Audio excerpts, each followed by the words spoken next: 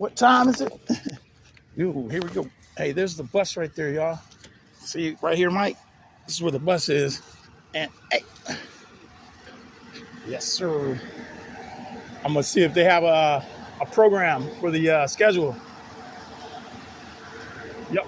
You have no more? Okay, yeah, they said it changed also, so they said the schedule is not consistent with the times and stuff. I got one. I just wanted to get one for somebody else. Yeah, I don't know. It might be a while before we have one. Right, those ones are obsolete. The ones that you had. Yeah. I was just checking. Cool. You have a good day now. You do. All right. Thank you. All right, y'all. So that's the bus. Hey, maybe I know you guys like to travel on the train, this, that, and the third, but that's the bus right there, Mike. And then there's the tackle shop that we went and looked for, like, see if they had what do you call it? Souvenirs. That right there, I didn't realize that is a winery up here on the hill. You see right there, there's a winery. That right there, that's a winery. And you can go, I've never seen them have events, but they have, I guess they have events there on occasion. And, Christina and Michael, Mary Michael, you guys are going to love this place right here, Bargain Safari. You know what that is. And then we live that way, where that bus just went. Goes that way. Like on my bike, it's 3 minutes car ride. Once we get out the gate, it's like 30 minutes. But Mike, here we go. Let me shut up. That's where I'm sitting right now. There goes Paul. That's our next door neighbor right there. There he goes. There he goes. That guy right there, he's scooting around, boy. All right, but this is where I'm at. I'm at this gazebo right here. This park, I neglect to recall the name of it. It's like Nederland. It's a person's name. And Mike, this is where we met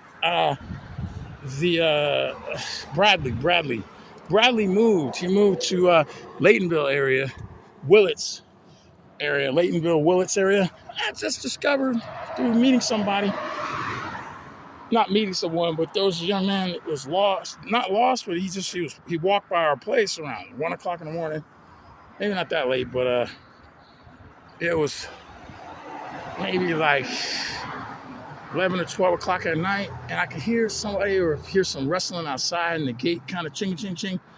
And I came outside, and there was a guy, nice looking white guy, like looked like he was in movies, man. Like he looked like the Bookie Eli, but a black dude. I mean, a white kid. And he was just walking, and he said, "Warp speed." Long story short, warp speed. He said I was visiting my daughter, at the mother of my child's house, and her mom's house in Clear Lake. And he said I was just, having a good time, and all of a sudden they just started talking, and all of a sudden they snapped on me. He said I just left. He said I just started walking from Clear Lake. And I said, "Where you going, dude?" He goes, "I'm going to Willits." I said, "How far is that?" I said, "I've heard of it." He goes, 40 miles. I said, "You're walking?" He said, "Yep. I'm so just distraught." Not distraught. He just said, I'm just going to walk. I'd rather not go through all that. I'd rather just walk. And he started walking. I wanted to help him, but I said, "I'll make some calls when you're on the way that way. I can't do anything right now just because of what's going on the property right now, but I'm going to do what I can, brother. And other than that, I'm just going to pray. Man, I got you as best I can. I'm not sure if they're going to pick up or not, but I'm going to do what I can." So I called them.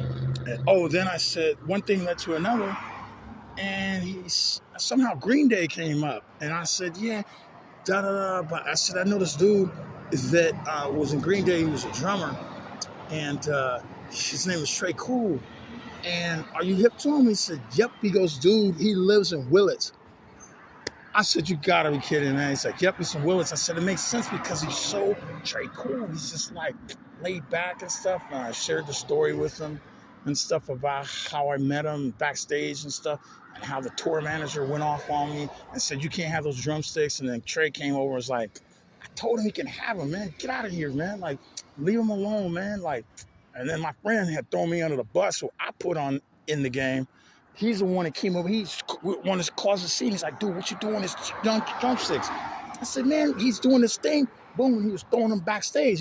He'd make the kids look like he's throwing it to him, and he'd throw it behind him. He'd make the kids go, ah, and then he'd throw them behind him. And I remember Verizon had done a big promotion too, man. So like, it was a big deal, man. It was like 20,000 people in the stadium. And I'm backstage. I see what he's doing. I'm looking at him like, oh, mother effer. Yo, man, I see what you're doing. I said, hey, man, can I grab? While he's on stage, I was like, hey, man, can I grab some of those? He's like, go ahead. While he's drumming, he's like, grab him, I don't care. Boom, and he got back on. He's in the middle of his set, man. I was like, wow, this fool. All right, there they go. Uh-oh, that don't look good. So, man, then there was like a big scene, man. I was like, and then when he came backstage, he was like, dude, why you guys young? They were up on me, the tour manager, my friends up on me, Chuck Diallo is like going off. Yo, man, what you doing with them sticks, man? Man, those are Tré Cools, man. The managers, like tour managers, all yelling at, like screaming at me. Backstage, I'm not just standing there listening. And then all of a sudden, boom, like one of Jehovah's Angels just came and boom, brought Tré Cool to the scene. He just walked over. He's like, hey, man, he good. Like, man, I said he could have him, man. And then I was just like, I didn't say anything. Just like when Jesus, saw his brother, half brother, said, see, it's me. I am the king of the Jews. I am who I am. When he got resurrected and he saw his brother, he didn't say, hey, man, see, I told you. See, I told you so. And it's like, okay. I just said, okay, thanks, guys. I appreciate it.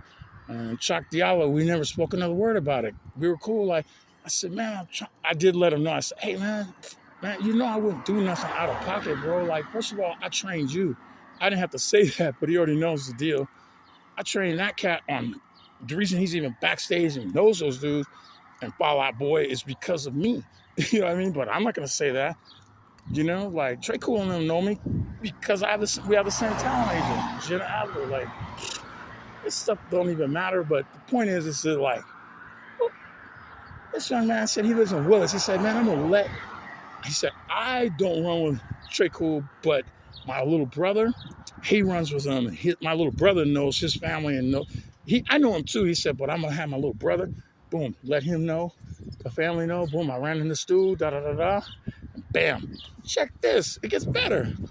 I'm at the assembly, we're at the assembly yesterday, April 20th, 420. Remember the cookie story you shared with me, Mike? The cookies. Hey, Kyle, what was your pop doing?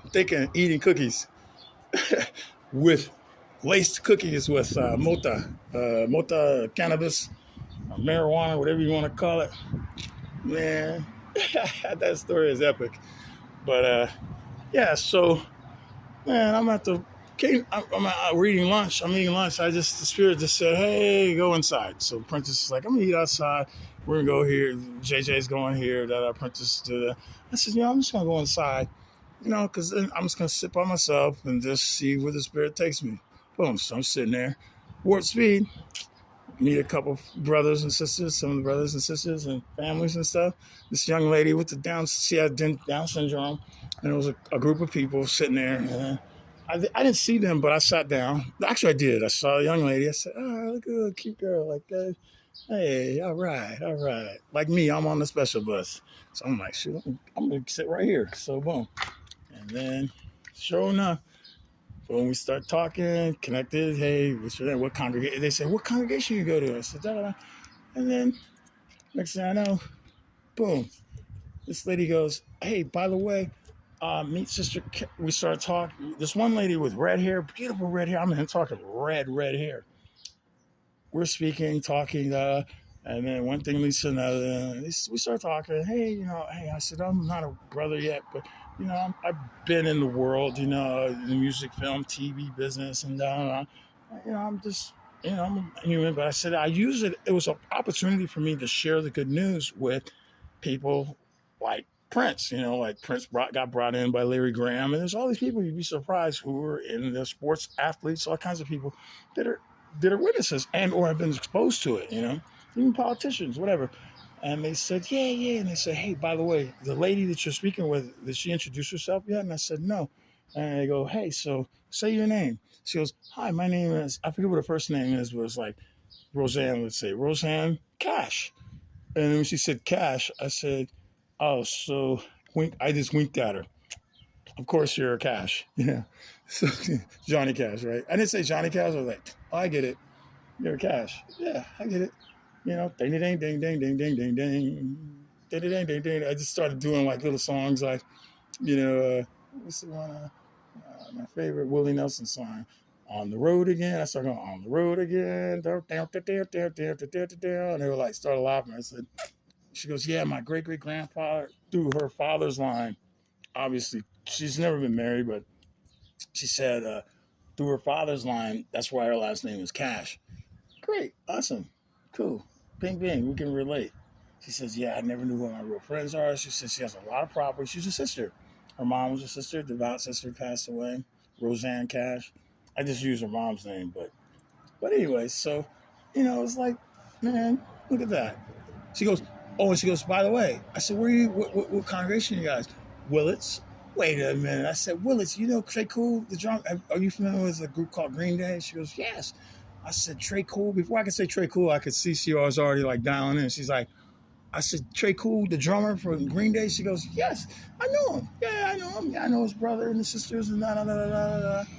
I said, you talk. I said, cool. But I don't like I would never network with the brothers and stuff and, and the sisters. I just left it there. I could have said, hey, by the way, can you hook me up and connect them? Not hook me up, but like let them know I'm here. I just left it alone, because, I just don't feel, I would never do that. I don't want anybody to ever think I'm doing that. I don't want to think that. It's not even uncomfortable. It's beyond that.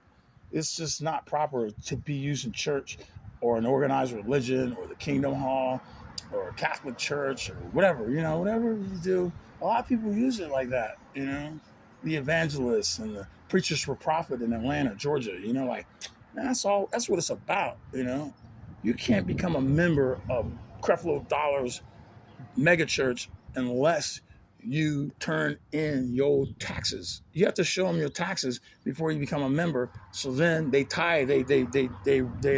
redirect the money from when you get your taxes. It's called a redirect. They'll redirect their money to them. Their 10%. They get their 10% off the top. Mega churches. I don't know if they do it efficiently, but I'm sure that they can do it. Like all they have to do is just redirect. It's called a letter. Kyle will know this. He can answer this also. Kyle, can they do it if you become a member of when you become a member of a mega church? Is there a way, as them being a nonprofit with a tax ID number, EIN organization, nonprofit though, 501c3, is it possible for them to redirect your tax return or take taxes, or for them to tithe? No, to take their 10% out of how much money you make per year. Your net, not your gross, but your net.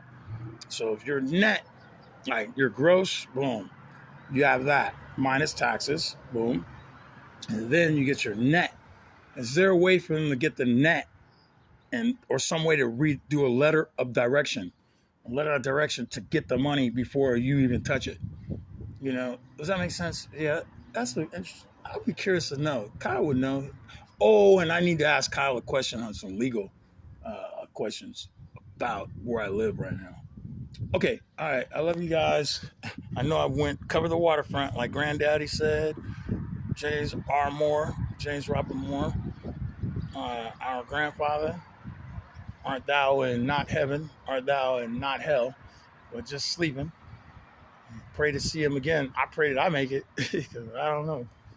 And we just don't know. But here we are. Peace and chicken grits. I love y'all.